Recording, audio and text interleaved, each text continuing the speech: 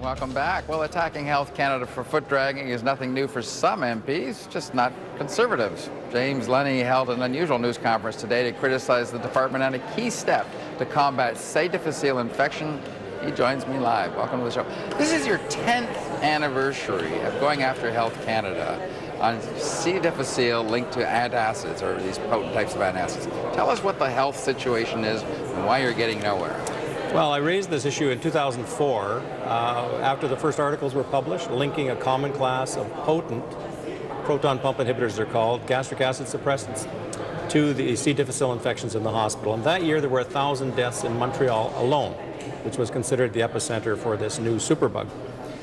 How does that work, if you don't mind me asking? How do you take an antacid and suddenly become more exposed to C. difficile? Well, you see, it's quite simple, actually. C. difficile is normally destroyed by your stomach acid, and these drugs are so potent they basically shut you down.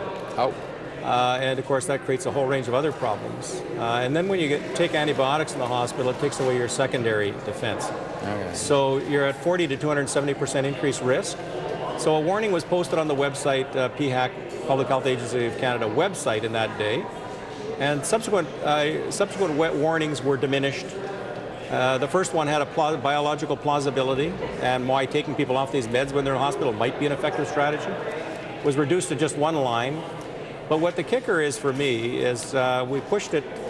That day they told me, Eugel Dosange and his team told me they'd get to the bottom of it. Canadian nosocomial infection surveillance program, 50 teaching hospitals, they'd get to the bottom of it. Don, they didn't. They learned a lot about the bug, but they didn't collect data on the drugs that are on admission.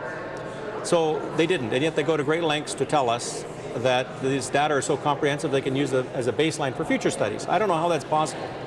They'd never get it published because it's not scientifically sound. So that's one of my first questions. But beyond that, Don, we then created a new drug safety and effectiveness network. And they just reported back, confirming exactly what I've been saying for 10 years, that people are at increased risk if their acid is suppressed, and it's dose dependent and it's time dependent. And yet there still is no warnings to doctors or hospitals and no effort to rein these drugs in that are clearly over-prescribed according to the medical literature. Now, you've gone in and you had a chat recently with Health Canada. I did. You probably banged your shoe on the table and said, this has been going on for 10 years. What's the explanation for all this foot dragging? There really isn't one. They just don't think it's an issue. But your statistics show otherwise. Well, in 2010, there were 5 articles in the Archives of Internal Medicine, including an editorial failing the acid test. There's been increasing evidence in the medical literature that acid suppression is causing havoc with Canadians, particularly and around the world. And actually, Don, they estimate 5% of the population of the entire developed world are taking one of these medications. How does it make you feel as a member of the Conservative Party? It's been in power for 7 years, and public safety and public health is a key part of your mandate, if not the key part of your mandate, and they're not doing anything on obvious health care. Well, Don, we are doing something, and actually Terrence's, the bill that's before the House, C-17, Vanessa's law, right, will actually give the minister far more authority to deal with these issues, but Health Canada had tools to address these issues. They simply have chosen not to, and the whole focus has been on infection control in the hospitals,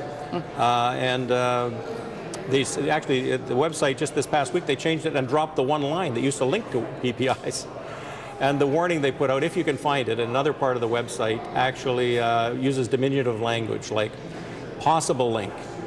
A definite association hasn't been proven yet and may never be possible to establish that yet. Weasel words, all of them. All right, I'm a little concerned because I think I take one of these stomach acid drugs, but I'll check and get back to you on that one. Thanks for bringing it to our attention. Keep the pressure going.